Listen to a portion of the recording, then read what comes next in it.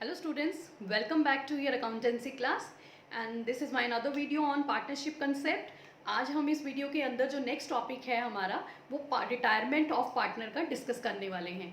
अभी तक हम एडमिशन का कंसेप्ट कवर कर चुके हैं। एडमिशन के रिगार्डिंग हमने उसका गुडविल का ट्रीटमेंट, रेशियो कैलकुलेशन सभी कंसेप्ट्स कवर कर लिए हैं। जो नेक्स्ट टॉपिक आपका पार्टनरशिप में है that is the retirement of partner. अब जो रिटायरमेंट ऑफ पार्टनर है, सबसे पहले हमें इसका मीनिंग क्लियर होना चाहिए। What is retirement? जैसे एडमिशन में आपने पढ़ा था कि एडमिशन इज़ जब नया पार्टनर हमारे बिजनेस में एंटर हो रहा है, and retirement in that way is कि उसकी सर्विसेज कंप्लीट हो चुकी हैं, अब वो पार्टनर फर्म को छोड़कर जा रहा है, वो रिटायर हो रहा है उसकी सर्विसेज कंप्लीट होने के बाद। तो यहाँ पर जब पार्टनर फर्म में अपनी सर्विसेज या अपना काम कंप्लीट करके जा रहा है, जब उसका टेन्योर पूरा हो गया है, तो जो उसके बनते बेनिफिट्स हैं वो हमें उसको देने पड़ेंगे। तो मैंने यहाँ पर देखो बोर्ड के ऊपर कुछ लिखा है, एडमिशन एंड रिटायरमेंट। ये दो वर्ड्स मैंने यहाँ पर पहले ही लिखे हुए हैं। इन दोनों के नीचे मैंने एक फॉर्मूला लिखा है जो आप वेल नोन हो इस फॉर्मूले को, that is a sacrificing ratio formula, old ratio minus new ratio. And दूसरी साइड पर मैंने रिटायरमेंट का फॉर्मूला लिखा है जिसमें मैंने गेनिंग रेशो के बारे में बात की है। गेनिंग रेशो का फॉर्मूला लिखा हुआ है new ratio minus old ratio. यहाँ पर जो फॉर्मूला गेनिंग रेशो का है ये थोड़ा सा मैंने आपको एडमिशन वाले वीडियो में भी एक्सप्लेन किया था। Now before we move further, सबसे पहले इस कंसेप्ट को क्लियर करते हैं कि ये कंसेप्ट में ये दोनों चीज़ें जो हमने पढ़ी हैं ये दोनों चीज़ें क्या हैं। सबसे पहले एडमिशन में देखते हैं। एडमिशन में क्या हुआ था कि आपके ऑलरेडी कुछ पार्टनर्स फर्म में काम कर रहे थे और नया पार्टनर एडमिट होता है। जब नया पार्टनर एडमिट होता है फर्म के अंदर, तब हमने देखा कि वो नया पार्टनर शेयर की डिमांड करता है या नए पार्टनर का एज पर द रूल हमें उसको प्रॉफिट्स में शेयर देना पड़ेगा। एंड एट दैट टाइम जब उसने शेयर लिया पुराने पार्टनर से तो उसने उनको कंपनसेट भी किया। अब जो वो कंपनसेशन थी या जो वो मुआवजा उसने दिया, आप कह सकते हो किसी भी वे में, वो compensation in the form of goodwill थी। अगर आपको याद हो, प्रीमियम फॉर गुडविल की एक एंट्री हम पास करते थे जिसमें हम सेक्रीफाइसिंग रेशो में ओल्ड पार्टनर्स को वो शेयर डिस्ट्रीब्यूट करते थे गुडविल का। अब इन द सेम वे अगर हम रिटायरमेंट की बात करें, रिटायरमेंट में जब पुराना पार्टनर यानी एक्स वाई जेड, कोई भी 3 पार्टनर हो, 4 पार्टनर हो, उनमें से कोई एक पार्टनर फॉर्म छोड़ के जा रहा है, रिटायर हो रहा है, तो वो पार्टनर जब वो फॉर्म छोड़कर जाएगा, एट दैट टाइम जो उसका शेयर होगा वो कहाँ जाएगा? This is a big question mark. जैसे नया पार्टनर जब आया था तो उसने शेयर एक्वायर किया पुराने पार्टनर से। अब जो पार्टनर एग्जिस्टिंग है वो छोड़कर जा रहा है फॉर्म, तो एट दैट टाइम उसका शेयर जो है, जो पार्टनर रिटायर हो रहा है, वो भी ओल्ड पार्टनर्स एक्वायर करेंगे।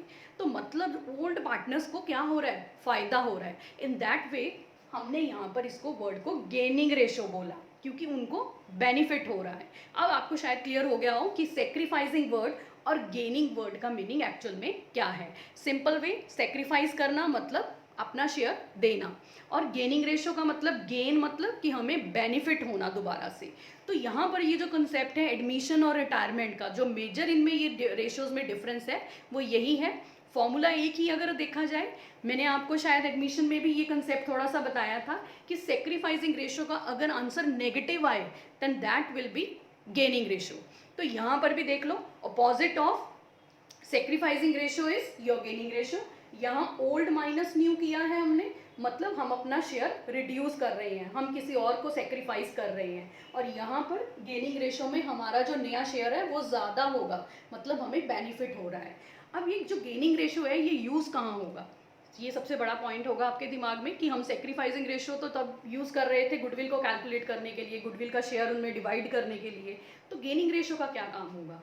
इन सेम वे जैसे हमने एडमिशन के टाइम पर गुडविल का ट्रीटमेंट किया और सेक्रीफाइसिंग रेशो को यूटिलाइज किया, वैसे ही जो रिटायर हो रहा है पार्टनर, जब उसको गुडविल कंपनसेट करेंगे ओल्ड पार्टनर्स, क्योंकि वो उसको उसका शेयर एक्वायर कर रहे हैं। सेम वे में जैसे नया पार्टनर एक्वायर कर रहा था एडमिशन में और सेक्रीफाइस कर रहा था, कंपनसेट कर रहा था, ठीक है, उसी वे में जब यहाँ पर रिटायरिंग पार्टनर जा रहा है तो उसको बेनिफिट मिलेगा, ठीक है, उसको अपना शेयर ऑफ गुडविल ज़रूर मिलेगा, बट ये जो गेनिंग रेशो होगी ये उसमें डिवाइड की जाएगी। और ओल्ड पार्टनर्स क्या करेंगे? उसका शेयर एक्वायर करेंगे और उसको गुडविल के लिए कंपनसेट करेंगे। जैसे यहाँ पर एडमिशन में किया था वैसे ही यहाँ पर ओल्ड पार्टनर्स कर रहे हैं टू द रिटायरिंग पार्टनर। तो इस वे में हमें गेनिंग रेशो निकालनी होगी just for the calculation of goodwill. तो अगर हमने देखना हो कि गेनिंग रेशो का यूज़ कहाँ पर होगा, वो कहाँ पर होगा, गुडविल की कैलकुलेशन के लिए। यहाँ पर मैंने लिख दिया गुडविल। ठीक है, यहाँ तक ये कंसेप्ट हमारा कवर हो चुका है कि हमारे फॉर्मूले हमें क्लियर हो चुके हैं कि फॉर्मूला क्या है सेक्रीफाइसिंग का और गेनिंग रेशो का, क्योंकि ये थ्योरेटिकल क्वेश्चन भी आ जाता है, what is the difference between gaining ratio and sacrificing ratio. I hope ये फॉर्मूले से आपको ये पॉइंट भी क्लियर हो गया होगा कि ये इन दोनों का डिफरेंस क्या है। नाउ मूविंग फर्दर, यहाँ पर हमने एक वर्ड यूज़ किया है न्यू रेशो। यहाँ पर ओल्ड रेशो क्वेश्चन में गिवन होगी और यहाँ हमने यूटिलाइज किया ये वर्ड न्यू रेशो। अब न्यू रेशो में जो भी कैलकुलेशंस होंगी वो किस तरह से होंगी वो हम सबसे पहले डिस्कस करेंगे इस टॉपिक के अंदर। तो लेट्स मूव फॉर है लाइक केस 1 एंड केस 2 यहाँ डिस्कस करेंगे। सबसे पहले केस 1 लेते हैं। केस 1 में लिखा हुआ है when one partner retires and no further information is given. कोई इन्फॉर्मेशन गिवन नहीं है, सिर्फ क्वेश्चन में ये लिखा हुआ है कि एक कोई पार्टनर है तीनों में से जो रिटायर हो रहा है। तो उस केस में हम न्यू रेशो कैसे निकालेंगे? तो न्यू रेशो निकालने के लिए बिल्कुल सिंपल है, यहाँ पर ज़्यादा कैलकुलेशंस नहीं करनी है। रिटायरमेंट में बहुत ही सिंपल कैलकुलेशन है। रिटायरमेंट में सपोज हमारे 3 पार्टनर्स हैं एक्स, वाई और जेड। ये उनका ओल्ड शेयर दिया हुआ है 7:5:3। इनमें से सपोज वाई रिटायर हो रहा है, हमने यहाँ वाई को ले लिया कि वाई रिटायर हो रहा है। जब वाई रिटायर होगा तो वाई का शेयर देखेंगे, वाईज शेयर इज 5/15। ये पर्सन रिटायर हो रहा है, ये यहाँ फॉर्म में से जा रहा है। हमारे पास बचा कौन इसके जाने के बाद? सिर्फ x और z। तो यहाँ कैलकुलेशन अगर आप अभी देखोगे तो आप सोचोगे कितना इजी था। यहाँ जो न्यू रेशो आएगी between x and z that will B 7:3। Simply हमने y को बीच में से हटा दिया और फर्दर इन्फॉर्मेशन नहीं गिवन थी कि जो y का शेयर है वो एक्वायर कर रहे हैं पुराने पार्टनर्स या दोनों कर रहे हैं या एक ही पार्टनर एक्वायर कर रहा है। तो जब ये इन्फॉर्मेशन गिवन ही ना हो, हमने सिंपली क्या करना है, जो रिटायरिंग पार्टनर है उसका शेयर निकाल देना है बीच में से, और जो रिमेनिंग पार्टनर्स रह जाएंगे हमारे, उनका जो शेयर बच जाएगा वही हमारा क्या होगा, न्यू शेयर होगा। तो यहाँ पर हमारी कैलकुलेशन बिल्कुल सिंपल है। फर्दर मूव करते हैं केस 2 की तरफ। व्हेन रिमेनिंग पार्टनर्स परचेज, अब ये वो पॉइंट है जो मैं अभी आपको बोल रही थी कि जब जाने वाला पार्टनर मतलब रिटायरिंग पार्टनर का जो शेयर है वो रिमेनिंग पार्टनर्स एक्वायर नहीं कर रहे, तो वो केस 1 है। और जब रिटायरिंग पार्टनर का शेयर पुराने पार्टनर्स एक्वायर करें या परचेज कर लें किसी पर्टिकुलर रेशो में, तब हम न्यू रेशो किस तरह से कैलकुलेट करेंगे। अब यहाँ पे मैंने सेम ही क्वेश्चन ले लिया है, बिल्कुल सेम है। 7:5:3 ये इनका ओल्ड शेयर है। इनमें भी ले लेते हैं कि एक्स पार्टनर ही रिटायर हो रहा है, तो in same way sorry Y partner ले लेते हैं। हमने पहले वाई लिया था 5/15। ये हमारे पार्टनर का शेयर है जो 5/15 है, जो पार्टनर हमारा रिटायर हो रहा है। अब यहाँ पर वो कह रहा है कि स्पेसिफिक रेशो में उसका शेयर एक्वायर करेंगे ओल्ड पार्टनर्स। तो हम ले लेते हैं कि this specific ratio is also given in the question and this is 2:3 कि रिटायरिंग पार्टनर का जो जाने वाला शेयर एक्वायर करेंगे ओल्ड पार्टनर्स, वो क्वेश्चन में ऑलरेडी गिवन होगा, दैट इज 2:3 जो यहाँ मैंने एज्यूम किया है। ठीक है, अब ये हमने करना क्या है, किस तरह से इसको सॉल्व करना है। यहाँ पर देखो वाइज शेयर 5/15। अब अगर सिंपल वे में इसको पहले समझें कि होता क्या है, y का शेयर कौन एक्वायर कर रहा है, कौन से लोग एक्वायर कर रहे हैं, that is x and z। ये दोनों एक्वायर कर रहे हैं। तो यहाँ रेशो कौन सी दी है एक्वायर करने की, दैट इज 2/5 एंड 3/5 कि इस रेशो में वो उसका शेयर एक्वायर करेंगे। तो अगर इसका जो शेयर है वो कितना है टोटल, दैट इज 5/15 और यहाँ पर भी 5/15, जैसे हमने ऑफ वाला कंसेप्ट किया था, तो हमारे पास आ जाएगा कि x ने कितना एक्वायर किया और y ने कितना एक्वायर किया, सॉरी z ने। तो यहाँ हमारी कैलकुलेशन निकलती है 2/15 एंड हियर इट इज 3/15। तो ये कैलकुलेशन देख लो कितनी सिंपल है। यहाँ पर सिंपल हमने उसी रेशो के साथ उसको मल्टीप्लाई कर दिया और उस रेशो के साथ मल्टीप्लाई करने के बाद हमारे पास उनका एक्वायर शेयर आ गया है कि x ने 2/15 एक्वायर किया है और Z ने 3/15 एक्वायर किया है। अब ये तो होगी कि जो शेयर उन्होंने एक्वायर किया है। नाउ मूविंग फर्दर कि अब X और Z की न्यू रेशो क्या होगी। बिल्कुल सिंपल है। अभी हमने यहाँ पर ये देखो, यहाँ पे गेनिंग रेशो का फॉर्मूला लिखा हुआ है। अगर मैं इसमें चेंज कर दूँ, न्यू रेशो को बाहर ले आऊँ, तो फॉर्मूला क्या बन जाएगा। सोचो यहाँ पे कि ये दोनों शेयर ऐड हो जाएंगे, ओल्ड रेशो और गेनिंग रेशो ऐड होने के बाद मेरी न्यू रेशो निकल आएगी। तो वो सेम फॉर्मूला हम यहाँ फिट करने वाले हैं। एक्स न्यू शेयर, पहले ओल्ड शेयर देख लेते हैं एक्स का कितना है। दिस इज 7/15 प्लस, अब 7/15 में ये जो है, ये जो एक्वायर कर रहे हैं, मतलब गेन कर रहे हैं, जो इनको बेनिफिट मिल रहा है, this is gaining proportion, this is 2/15। Here it comes, x का जो नया शेयर है वो कितना आ गया, 9/15। सेम वे में जेड का भी निकाल लेते हैं।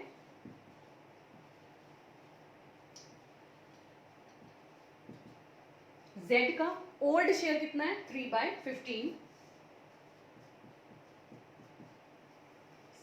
जो गेनिंग रेशियो है उसका, या गेनिंग शेयर है, दैट इज ऑल्सो 3/15। क्योंकि इनके बेस इक्वल थे तो हमें ज़्यादा प्रॉब्लम नहीं आई, हमने सीधा विदाउट टेकिंग एलसीएम उसको ऐड कर लिया। अगर बेस अनइक्वल हो किसी भी केस में तो सबसे पहले एलसीएम लेना, उसके बाद उसका आंसर निकालना। अब यहाँ पे हमारे पास दो रेशो आ गई हैं। जो न्यू रेशो है, मैं यहाँ लिख देती हूँ, new ratio of x and Z will be 9/6, ये इसकी न्यू रेशो है। तो यहाँ इस वे में हम ये कैलकुलेशंस कर सकते हैं केस 1 और केस 2 जब हमें गिवन होगा। मतलब केस 1 में हमें कोई फर्दर इन्फॉर्मेशन नहीं है और केस 2 में वो शेयर एक्वायर कर रहे हैं। अब एक चीज़ का ध्यान रखना, यहाँ पर 2/3 गिवन है, 3/2 भी हो सकती है, 5/4 भी हो सकती है, कुछ भी दिया हो सकता है। इन केस आपको इक्वली लिखा है, सपोज यहाँ पर आता 1/1 और equally, share is acquired by partners equally, तो इक्वली में 1/2 और 1/2 करना बिल्कुल मत भूलना। क्योंकि कई बार बच्चे क्या करते हैं, जब 1/1 में नहीं दिया होता, इक्वल वर्ड लिखा होता है, वो इग्नोर करके उसको केस 1 की तरह ट्रीट कर लेते हैं, तो वहाँ क्वेश्चन आपका गलत हो जाएगा। इसलिए ये खास करके ध्यान रखना, जो रेशो गिवन नहीं होगा, वर्ड इक्वली होगा, तो इक्वल मीन्स 1/1। कि जितने भी पार्टनर्स हैं, 4 हैं, उनमें से एक गया है, तो इक्वल रेशो इज 1/1/1, 3 में डिवाइड होगा। 3 पार्टनर्स हैं, उनमें से एक गया है, जैसे इस केस में है, तो इक्वल रेशो इज 1/1। तो यहाँ तक हमारा केस 1 और केस 2 कंप्लीट हो चुका है।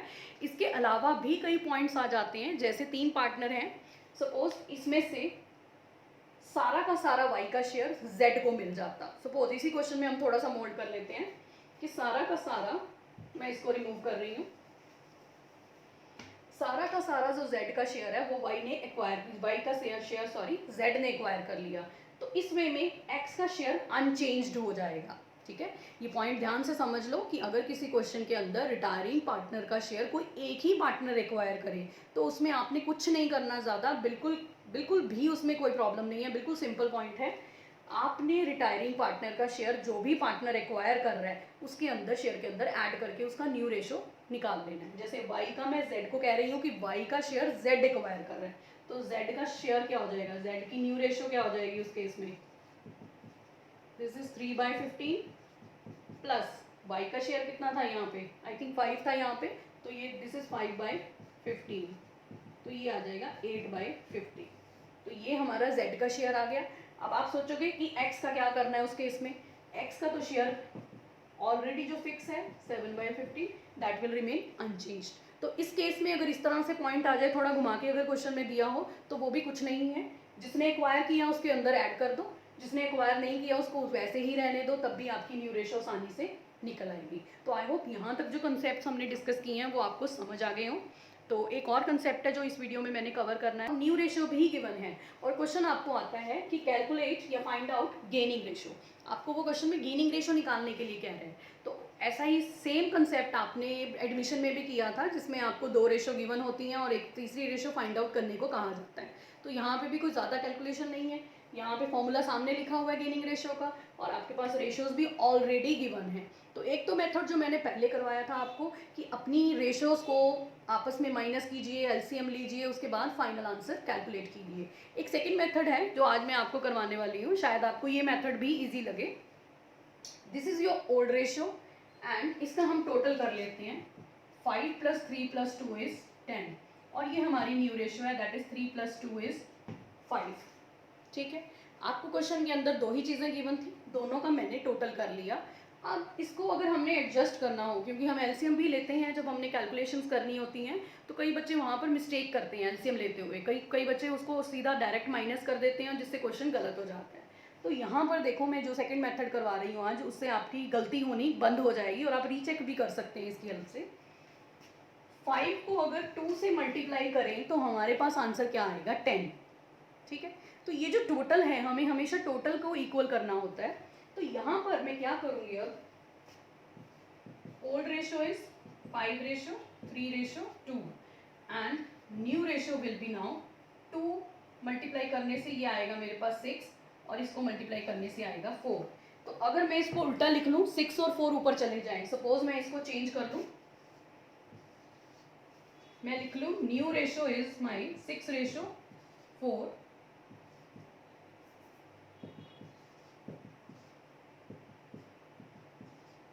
and old ratio is 5:3:2। अगर इस तरह से मैं ये क्वेश्चन को लिख लूँ, मैंने न्यू रेशियो ऊपर लिख लिया और ओल्ड रेशियो नीचे, सपोज मैं इसको हटा देती हूँ अगर ये कंफ्यूजन क्रिएट करता है। सेम वही चीज़ मैंने उल्टा करके लिख लिया, न्यू रेशियो ऊपर लिखी है और ओल्ड रेशियो नीचे लिखी है। अब एक चीज़ ध्यान रखना, पार्टनर भी रिटायर हो रहा है इसमें, ये रिटायरमेंट का ही टॉपिक हो रहा है कवर। यहाँ से पार्टनर भी रिटायर हो रहा है, तो जब हमने न्यू रेशियो देखी तो हमें वहाँ से पता चल गया है कि पार्टनर बी का कोई शेयर नहीं है, इट मीन्स पार्टनर भी रिटायर हो रहा है। तो यहाँ इसको आप रिड्यूस करके देखो, आपके पास जो आंसर आएगा that will be your gaining ratio. तो ये गेनिंग रेशियो क्या आएगी, दिस इज 1, इसका कुछ नहीं करना हमने, एंड दिस इज ऑल्सो 2। तो gaining ratio will be 1:2। Here it is the answer. तो यहाँ कैलकुलेशन देखो कितनी आसान हो गई है। अगर आप इस वे में भी करते हो तब भी आपका आंसर सेम आएगा, अगर आप अपना प्रॉपर फॉर्मूला लगा के करोगे तब भी आपका आंसर बिल्कुल सेम आएगा। तो क्विक चेक करने के लिए आप इस मेथड को भी ट्राई कर सकते हो। और जहाँ पर क्वेश्चन में आपको सिर्फ गेनिंग रेशियो पूछा है, वहाँ पे ज़रूर ये प्रॉपर फॉर्मूला फॉलो करो। जहाँ पे आप लेंथी क्वेश्चन कर रहे हो वहाँ पे आप ये शॉर्टकट मेथड्स में भी कैलकुलेशन कर सकते हो। तो आई होप यहाँ तक आपके सारे कंसेप्ट्स जो मैंने डिस्कस किए हैं इस वीडियो के अंदर रेशियोज़ के regarding, gaining ratio, new ratio and regarding the goodwill point की गेनिंग रेशियो हमने कहाँ यूज़ करनी है, वो पॉइंट्स आपको क्लियर हो गए होंगे। डू रिवाइज इट, इन सबको पॉइंट्स को नोट कर लेना अच्छी तरह से। मैं वीडियो में हट जाऊंगी यहाँ से और आप इसमें जो बोर्ड पे लिखा है उसको भी कॉपीज़ पे नोट कर लो। और ये कंसेप्ट जो है वो भी थोड़ा थोड़ा रिटायरमेंट से मिलता होगा, इसलिए इस कंसेप्ट में भी ज़्यादा वेरिएशंस नहीं होंगी। नेक्स्ट वीडियो जो होगी मेरी होगी regarding goodwill, and before that आप इस वीडियो को अच्छे से देख लें और कंसेप्ट्स को लर्न कर लें, रिवाइज कर लें। And thank you so much for watching this video.